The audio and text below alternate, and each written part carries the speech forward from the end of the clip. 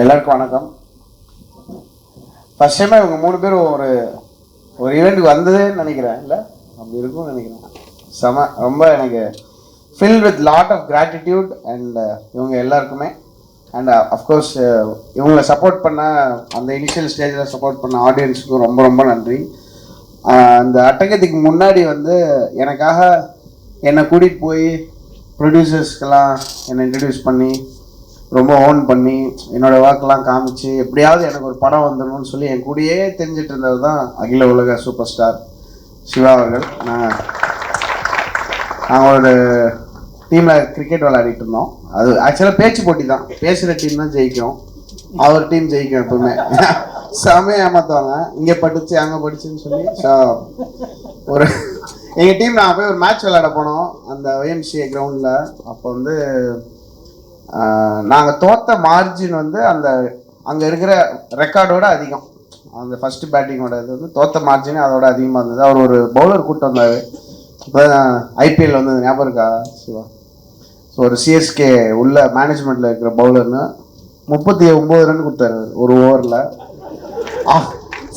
அவர் தான் கேப்டன். அவருக்கு 2வது ஓவர் கொடுத்தாரு. சாண்டி கரெக்டாக இருக்கணும், அவர் அங்கேயே பிச் பண்ணப்பா, அவர் கிரீஸ்லேயே பிச் பண்ணார். ஸோ அந்த டைமில் நான் ரொம்ப டவுனாக, அடிக்கடி ஒரு பைப்போலராக தான் இருக்கும். அஃப்கோர்ஸ் நம்ம வேற ஒரு விஷயம் பண்ணியிருக்கலாமோ, இல்லை நம்ம அப்படி பண்ணலாம் வாய்ப்பு இல்லை. ப்ளஸ் நம்மளும் வந்து ஃபஸ்ட்டு படம் நல்லா பண்ணோம், அந்த மூட்லலாம் சுற்றிட்டு இருந்த ஒரு டைமு. அப்போ வந்து எனக்கு ரொம்ப ஆறுதல் சொல்லுவார். அண்ட் வீட்டில் போய் எங்கள் அப்பா அம்மாலாம் லைட்டாக ஒரு மாதிரி இதாகிட்டாங்க, என்னடா அவன் இன்னும் அப்படியே போயிடுவானா அப்படிலாம் சொன்னாங்க. இல்லைம்மா, அவன் நல்ல மனசுக்கு, அவனை நல்லது நடக்கும், அதெல்லாம் காமெடி பண்ணார் வீட்டில் வந்து. ரொம்ப ரொம்ப நன்றி சிவா. நீங்கள் பயங்கரமாக அந்த டைமில் எங்கள் யாருக்கும் எந்த எதிர்பார்ப்பும் கிடையாது. அப்படியே சாப்பிட்டு ஜூஸ் குடிச்சிட்டு இட்லி சாப்பிட்டு எல்லாரையும் கலாய்ச்சிட்டு நாங்கள் நம்ம தான் பெஸ்ட் அந்த மாதிரி சொல்லிட்டு எல்லா படத்தையும் நல்லா இல்லை, இது என்ன வேஸ்ட்டு அந்த மூடு. அங்கேருந்து அப்புறம் தமிழ் படம் ஆக்சுவலாக நான் ஸ்டார்டட் ஒர்க்.